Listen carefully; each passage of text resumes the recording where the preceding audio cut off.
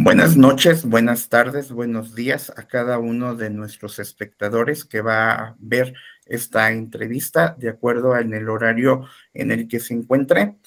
Hoy nos toca hablar acerca de un tema muy importante que es el liderazgo, pero en el aula quizás hemos escuchado en muchas ocasiones el término a nivel empresarial, a nivel personal, inclusive el tema sobre si los líderes nacen o pueden ser formados de acuerdo a la adquisición de conocimientos que van pasando desde la parte inicial hasta llegar a la parte de profesional o inclusive los estudios post profesionales.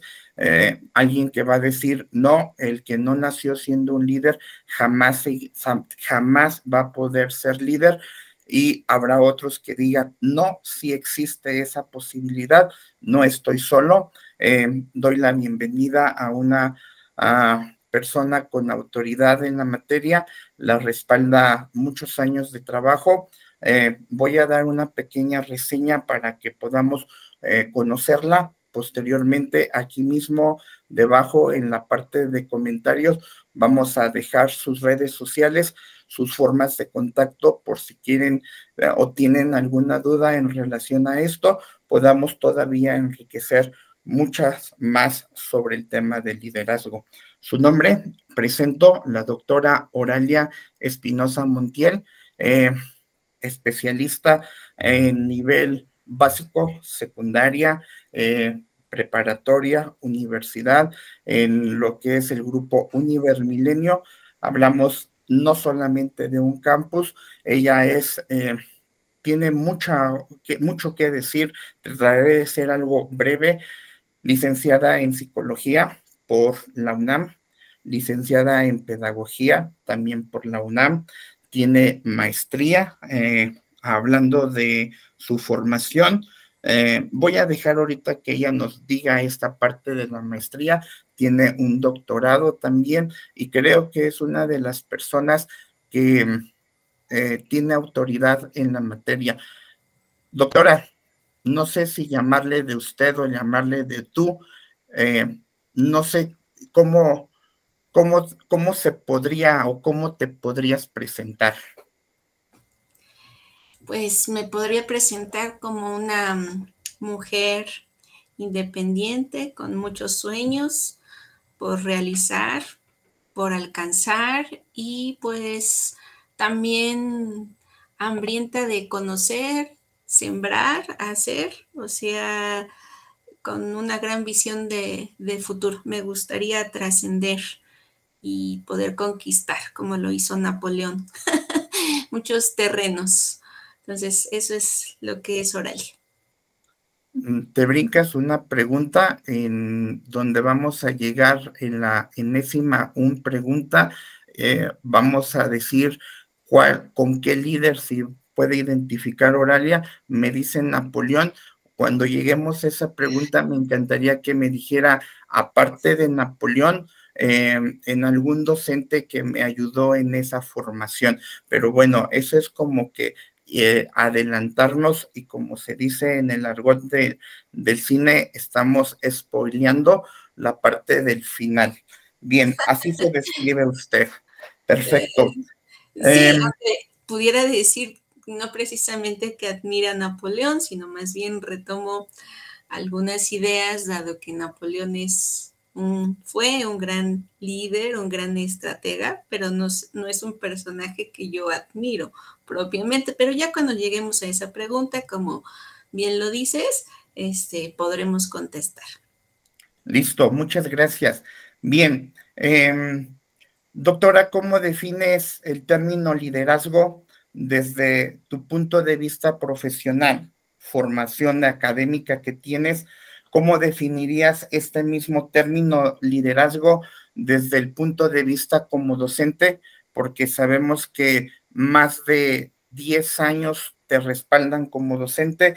¿Y cómo defines también este mismo término de liderazgo en la formación como formador académico? Es decir, como docente, ¿cómo defines también este término de liderazgo?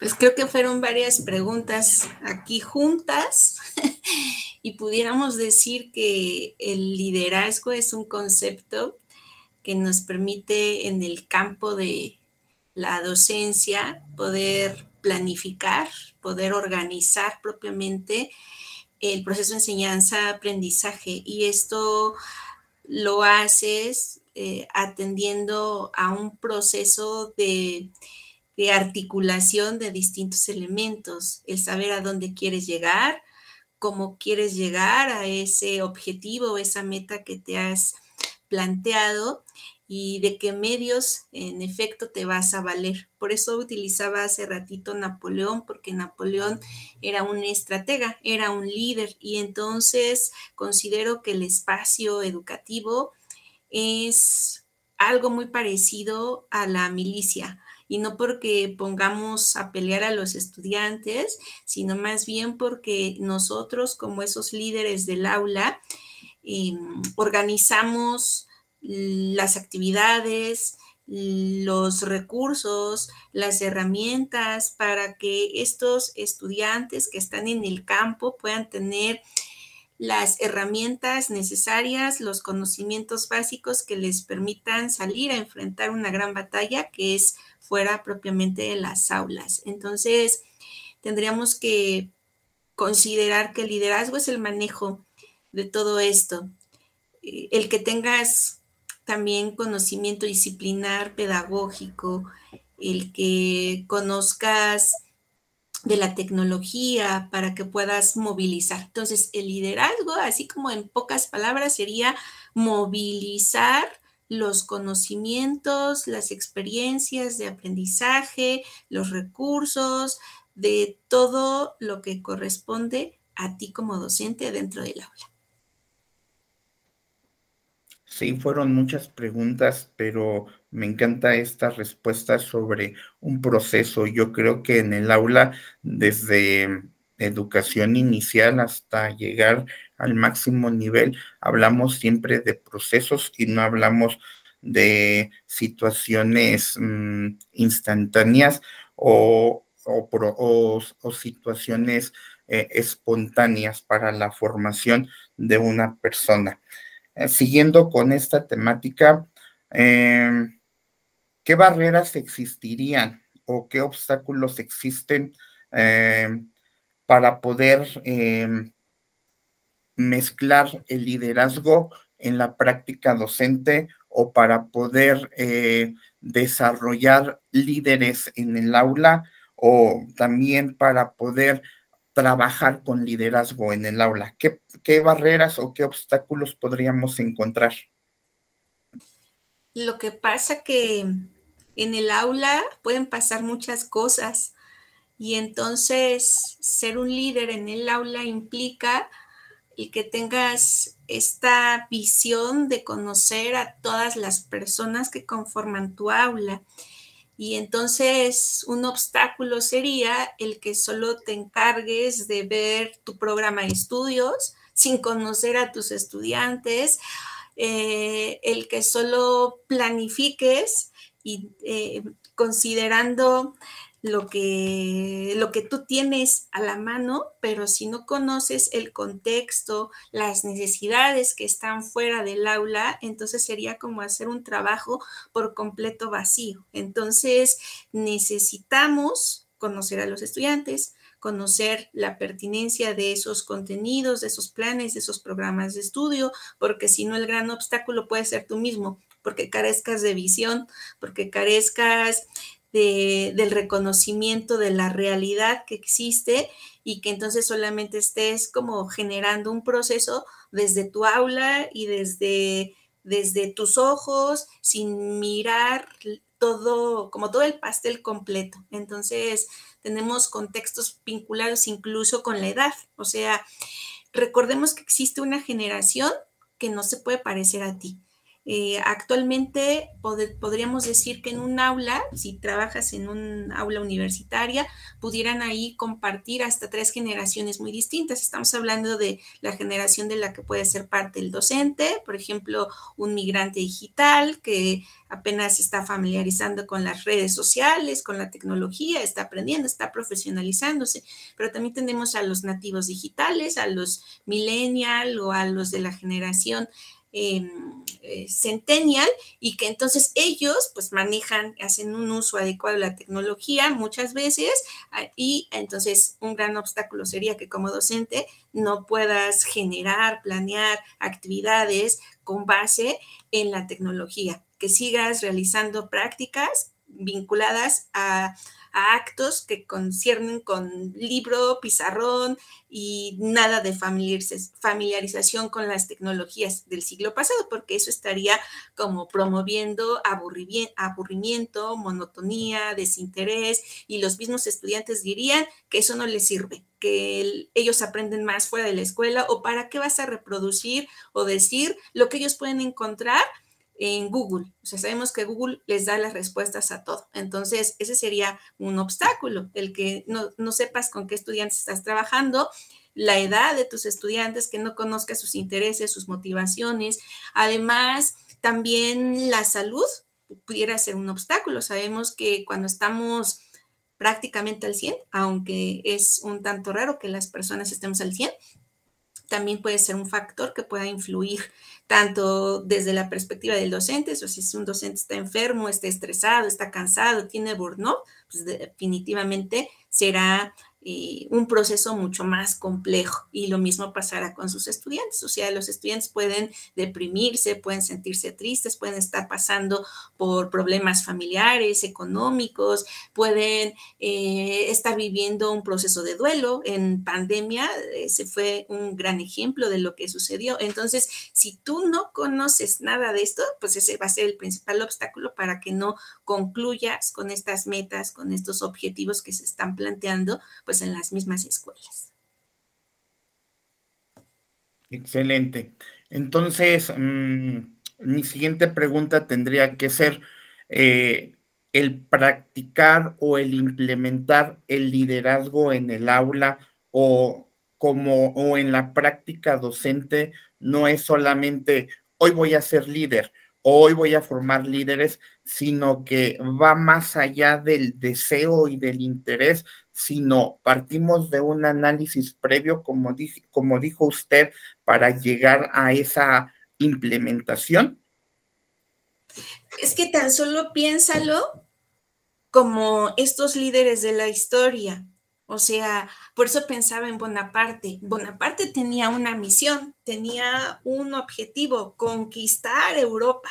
Y entonces seguramente cuando dijo, voy a hacerlo, pensó, ¿qué necesito? Pues necesito hombres, necesito armas, necesito un plan. Entonces, cuando ya reúnes los hombres, las armas y tienes ese plan, también organizas una estrategia y dices, por aquí voy a llegar, vamos a hacer esto. Entonces, en el aula también se necesita esto. Tengo los hombres, las mujeres que vienen a ser los estudiantes, tengo los libros, las tecnologías, mi conocimiento, y también debo de generar una estrategia para que yo pueda lograr que estos estudiantes adquieran, desarrollen habilidades, capacidades, lo que les permita vencer las batallas que están fuera de la escuela, porque finalmente fuera de la escuela es donde van a poner en marcha lo que aprendieron, si es que aprendieron algo dentro de las aulas. Si el docente no hace nada de esto, pues, ¿qué van a decir los estudiantes? No me sirvió. O sea, eso no me sirvió. Entonces, el liderazgo es, hasta yo podría decir, o me atrevería a decir en este momento, que es una cualidad que podríamos desarrollar. Hay personas que ya lo tienen más innato, como que ya nacieron con este carisma, con esta simpatía, son capaces de enarbolar discursos donde generen un acercamiento con las demás personas, porque también vale decir que los grandes líderes han compartido una necesidad con las otras personas. O sea, pensemos en que había empatía, en que se partía sí, de un objetivo muy claro, pero les sabían llegar a las personas porque había un discurso donde se reconocía que se compartía un sentimiento de unión, un sentimiento de justicia o de algo. Entonces, en el aula tendríamos que buscar cómo hacer que los estudiantes se sientan atraídos por el discurso que está dando el docente, que los atrape, que los invite incluso a no quedarse con lo que el docente está enseñando. Entonces, de eso se trata, de desarrollar esta cuestión que yo digo que es un talento y que así como uno pues va aprendiendo a ser docente, el liderazgo también es una cosa, es una cosa que se va aprendiendo y se va ejerciendo. Y entonces no hay líderes que no se apasionen, los líderes apasionan. No hay líderes que no sonrían, los líderes sonríen. Los líderes creen en sí mismos, creen en un ideal. Entonces, si no tienes nada de eso, pues yo les diría, no se dediquen a la docencia, porque para ser docente se necesita como que una pizquita de cada una de estas cosas. Certero y conciso fue el golpe de la doctora. Sí, va a generar eco esta situación. ¿Eres un líder? Yo sí. En la práctica que tú generas o que tienes desde el aula, desde la tribuna donde ocupas, ejerces liderazgo hacia tu grupo, ¿y por qué te definirías como un líder? El líder inspira, el líder invita a hacer cosas, el líder hace a través del ejemplo, invita con su persona. Entonces, considero que las demás personas al verte te imitan y quieren ser como tú. Eso es lo que provoca un líder. Entonces, considerando las actividades que yo, Oralia, hago, me doy cuenta de que las otras personas te reconocen como tal y el hecho de que crean en las actividades que tú diseñas y que las cumplan y que encuentren un sentido de utilidad, ahí están reconociendo tu liderazgo. Pienso que no se reconoce el liderazgo cuando el docente es como una roca, o sea, es inmóvil y entonces provoca pasividad y no provoca que los estudiantes se enamoren de la carrera misma. Entonces, considero que si logramos eso, entonces somos líderes. ¿Sale? Entonces, yo sí creo que lo soy porque tengo alumnos que les ha gustado su carrera. Quizás no soy la única persona que ha motivado eso, pero soy parte de lo que se ha generado en ellos, ese gusto por su carrera, cuando hacen las actividades, cuando los invitas a participar en proyectos, cuando pues te dicen con toda la extensión de la palabra, te admiro, te sigo. Entonces, ahí está, yo creo que eso es el no quedarnos con los brazos cruzados y provocar que las otras personas quieran ser como tú. Gracias, doctora.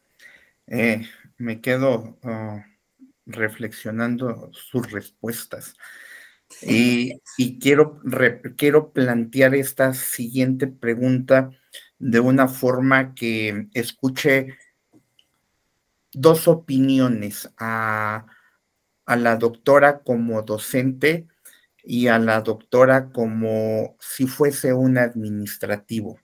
Y la pregunta es esta.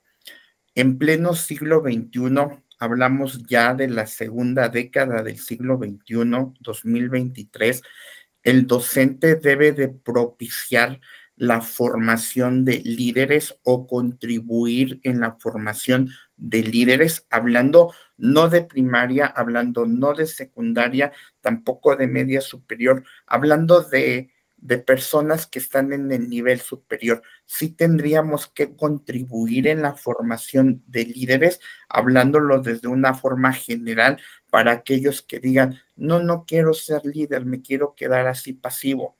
Y la segunda parte de esta pregunta, como administrativo o como conferencista que también eres tú, sería importante formar docentes con ese espíritu de liderazgo en pleno siglo XXI, no dejando a un lado lo tradicional de marcadores, ni de pizarrones, ni de material escrito, porque si lo llevamos a medios digitales, el alumno te va a decir, una presentación en PowerPoint es igual como un pizarrón. En lugar de ocupar marcadores, ocupas tú las letras en la presentación. Y estamos hablando de algo nuevo pero original. Pero sí sería interesante la formación de docentes líderes o líderes docentes en este año, en este siglo, perdón. Hoy más que nunca necesitamos líderes. O sea, hay tantos problemas allá afuera, fuera de las aulas, fuera de las escuelas, de las instituciones educativas, que merecen que prestemos atención. Entonces, obviamente, si los docentes no atendemos lo que está sucediendo afuera, pues entonces vamos a dejarnos solo que otras personas vengan y nos gobiernen, ¿no? Que se roben lo que es nuestro, que lo vendamos sin reclamar, sin protestar, sin decir nada. O sea, necesitamos docentes con una visión de futuro, comprometidos con su trabajo, con una ética profesional que permita generar personas que no solo sean líderes comprometidas con su entorno, por ejemplo, un entorno ecológico que merece prestarle atención, dado lo que nos están diciendo los organismos internacionales como la ONU, la UNESCO, al respecto de que hay, pues vamos a decirlo así, el planeta se está acabando y varias personas en el mundo con estos ya 2000 años más, pues se lo están pues sí, exterminando. Hemos participado en la medida todos con este detrimento del planeta. Entonces necesitamos líderes y eso cómo lo vamos a hacer, pues los docentes dentro de las aulas tendríamos que invitar a hacerlo. Entonces hoy más que nunca. Y no nos referimos al hecho solo de dar una clase y de hacer uso de las tecnologías. No nos referimos únicamente a eso, nos referimos a que afuera hay problemas y entonces si nos cruzamos de brazos, pues entonces definitivamente estos problemas no van a acabarse. Entonces, aquí se requieren, porque además recordemos que estamos en un contexto también muy competitivo a nivel mundial y económicamente hablando. Entonces, necesitamos gente también que sea emprendedora, líderes que sean capaces de emprender, entonces no solo solucionar los problemas que están presentes, emprender, generar empleos, empresas, generar sus propios recursos, darse cuenta que podemos hoy generar dinero con basura, entonces hay que aprovecharlo, necesitamos gente que piense, que promueva sus propios talentos o los talentos de otras personas. Entonces, pues eso cómo lo logras? Pues teniendo visión, poniéndote los lentes correctos, adecuados, y esos los consigues también con base en los hábitos, en el esfuerzo, en el estudio, en la profesionalización. Entonces, hoy más que nunca necesitamos docentes líderes para que formen líderes. Y los líderes no se van a formar en la universidad, los formamos desde que se inicia pues el proceso institucionalizado de la educación, aunque también tendremos que decir, los formamos desde mucho antes, ¿no? Prácticamente desde que están en la panza, porque también ahí tiene injerencia los padres, las madres, acerca de lo que quieren que sean sus hijos. Ahora, si fuera yo administrativa de una institución, pues evidentemente buscaría programas que permitieran la formación de estos docentes para que los docentes no sean tímidos, para que los docentes no acepten todo lo que se les dice que tienen que hacer y que de manera pasiva actúen como si fueran robots. No, necesitamos programas que les permitan a ellos este desarrollo profesional para que se sientan también como líderes, porque resulta pues que algunos están más involucrados en aspectos de carácter burocrático, político, y lejos están ya de generar acciones que ayuden a la sociedad en general. Entonces, sí hay que hacer proyectos y programas que permitan atender esta condición de liderazgo. Escuchen esa sugerencia para que de esta forma organizada podamos trabajar con maestros, no haciendo a un lado su formación y sus logros académicos y profesionales también, pero dándole ese plus a partir de programas en donde no es el aceptar abnegadamente todo lo que se tendría que hacer, sino escuchar las propuestas para que la formación de estas personas en los 4 años, en los 5 años, según cada plan de estudio, logremos uno, motivar a los alumnos, encantarlos en la carrera que han elegido, ser su ejemplo como líderes. Quizás se escuche un poquito egoísta de parte de uno, pero si logramos esta parte en ellos, en la admiración, creo que estamos haciendo bien nuestro trabajo. Viene la pregunta entonces de rigor. Decíamos que Bonaparte lo ponemos como un ejemplo por los logros que conquistó.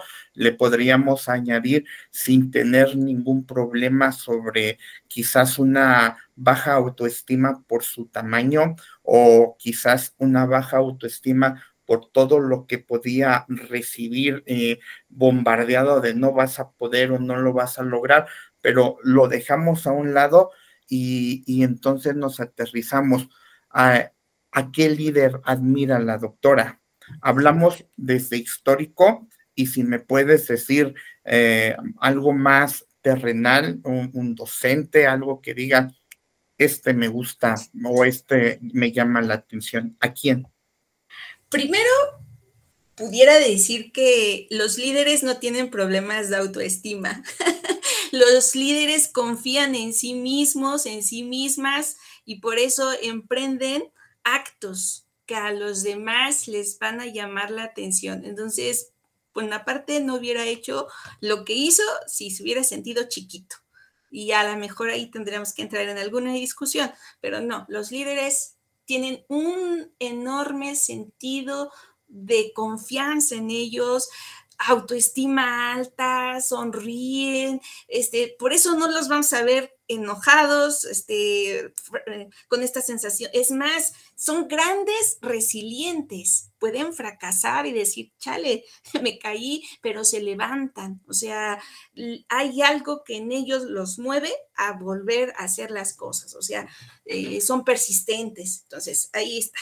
Ahora, un líder histórico que a mí en lo particular toda mi vida me ha atraído y que incluso por eso mi hijo se llama de esa manera, es Emiliano Zapata. O sea, para mí Emiliano Zapata creyó en una causa justa, apoyar a los pobres, a los desarrapados en México que no tenían tierras y los organizó, los movilizó para que les devolvieran esta tierra. Se genera todo un lema, la tierra es de quien la trabaja, y además organiza junto con otros líderes revolucionarios, pues propiamente un movimiento para luchar.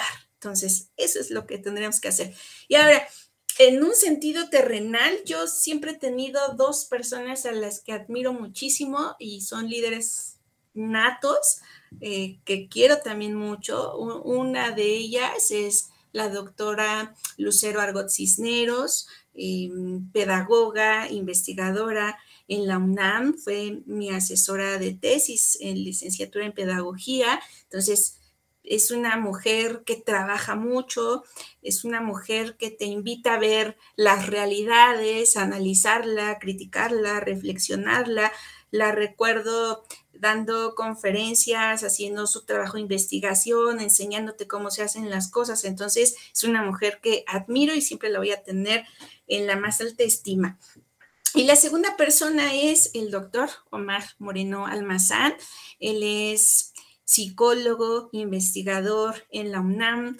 Es un hombre también considero que muy emprendedor, genera proyectos en donde involucra a los estudiantes, invita a los estudiantes, es pionero en FESIS Tacala de lo que son los sistemas de educación a distancia, genera actividades como por ejemplo estos encuentros entre estudiantes para que se promueva la profesionalización, el acercamiento a lo que es la investigación. Tiene proyectos ahorita, por ejemplo, vinculados con la atención al suicidio en los centros penitenciarios. Además de eso, coordina, preside la Academia de los Sistemas de Educación Presencial y a Distancia. Entonces, yo pudiera hablar de estas dos personas, muchísimas maravillas, son mis grandes ejemplos que me motivan, que me invitan a crecer y en efecto a intentar ser como ellos, pero para ser como ellos me hace falta muchísimo trabajo, muchísima preparación y pues no sé si en algún momento yo sea como ellos, porque tampoco se trata de imitarlos, son mis grandes ejemplos y el camino que yo me llegue a trazar es porque los tengo ahí, pero tampoco soy ellos, yo soy Oralia y haré mis cosas y lo que yo quiera hacer a mi paso, a mi ritmo, a mi modo, pero ellos son como mi gran ejemplo de admiración y para los dos mi más alta estima. Excelente. Cuando te veas en la entrevista, se va a reflejar este rostro de admiración sobre estas personas y creo que es algo esencial. El líder poner previamente esa visión en algo o en alguien que lo motivó para estar trabajando todos los días y que los que vienen no quiero verme, no quiero escucharme tan mal. Los que vienen detrás o los que se están ayudando en la formación también dirán, yo quiero ser como ella, en este caso como la doctora Oralia. Entonces va a llegar alguien que diga, no sé si pueda llegar a ese nivel, pero yo haré también mi trabajo y creo que es algo que se cumple en esto llamada vida. Excelente estas preguntas. No quiero extender más en esta entrevista. Licenciada en psicología, egresada de la UNAM, licenciada en pedagogía, egresada también de la UNAM, maestra en docencia, doctora en educación. Es lo que encierra a Oralia Espinosa Montiel. Oriunda de Veracruz, también, eso no lo saben, pero lo vamos a estar diciendo. Tienes tu micrófono abierto, no sé si quieras una reflexión, unas palabras de exhortación a todos los que nos van a escuchar en referencia a todo este tema que no termina aquí. Vamos a hacer una segunda, una tercera parte, vamos a estar tomando ejemplos porque el liderazgo en pleno siglo XXI tendría que ser uno de los elementos esenciales en el docente y en la formación de profesionales. Tienes el espacio para decir lo que quieras mencionar. Pues para empezar, si la doctora Lucero ve esto, si el doctor Omar ve esto, pues un abrazo y como se los he expresado en algún momento, si quiero ser como ustedes, con un poquito de cada uno, porque además siempre tienen algo hermoso que decir cuando uno desfallece o se siente con la capa caída. Entonces los grandes líderes también hacen eso, además de inspirar, de dar las palabras de aliento a su ejército, no lo dejan solo. Son personas imparables. Y entonces con eso también quiero decir que todos podemos ser líderes, no estos líderes de la historia como Bonaparte, Emiliano Zapata, o como la Madre Teresa de Calcuta, o como el mismo Hitler, porque finalmente son gente que movilizó a otras porque creyeron en algo. Entonces acá la idea es decirte a ti, pues cree en algo, sea lo que sea, y entonces cree también en ti, en tus capacidades, cree en tus talentos. Los líderes nos vamos haciendo y búscate un ejemplo que te inspire. Es más, pégalo ahí en la cabecera de tu cama, pon la fotografía de esa persona que admires en el refri, donde sea, y entonces autoverbaliza que puede ser como él, o más grande que ella. Eso es lo que podría decirte a ti y a todos los demás que puedan seguir esta entrevista. Y gracias. Bien, bien. Creo que va a haber eco, ¿no? Sobre esto que acaba de decir. ¿Dónde te seguimos en las redes sociales? No quiero que sea algo así como que acartonado de, sí, sígueme en esto y te puedo dar más consejos, o llama a la línea 01800 ayuda. No, pero sí queremos ese contacto. ¿Cuáles son tus redes? Ya dije que las vamos a dejar aquí abajo para que les puedan dar un link, pero quiero que si nos gustas compartir dónde seguirte o dónde tener esa comunicación con la doctora Oralia Espinosa Montiel. Gracias por esta charla para empezar y pues el maestro Josué no les dijo, pero también me gusta la poesía, me gusta escribir, entonces me pueden encontrar en el canal de YouTube. Tenemos ahí una serie de videos. Últimamente ya hay videos vinculados con la educación, aunque también hay poesía, entonces Oralia Espinosa Montiel, así me pueden encontrar en YouTube. También de esa misma manera por Facebook, Oralia Espinosa Montiel. Yo creo que también tengo Instagram, supongo que también aparezco con el mismo nombre porque no utilizo otras cosas más que mi nombre es el mismo en todas partes. Entonces, ahí me pueden hallar en el correo electrónico también como oris@gmail.com. ORYSES@gmail.com. Orises, algo así. Gracias. Gracias a ti por la charla. Fue una charla más allá de poder decir, vamos a llevar este protocolo, fue una charla. Creo que queda claro lo que comentas. De todos modos, dejaremos el enlace de tu canal de YouTube, escribiremos la cuenta de Facebook, en la misma de Instagram, para poder tener esa réplica o esos seguidores que puedan contactarte y hagamos un compromiso de que nos volvamos a sentar en una conversación siguiendo hablando de estos temas. Te agradezco mucho, doctora. Discúlpame, tuve que terminar hablándote de tú. Soy un insolente, tendría que decirle, doctora, usted, muchas gracias. Discúlpame, estamos agradecidos con esto. Nos vemos en la siguiente y muchísimas gracias. Hasta luego. Gracias a ti, sin ningún problema. Chao, chao.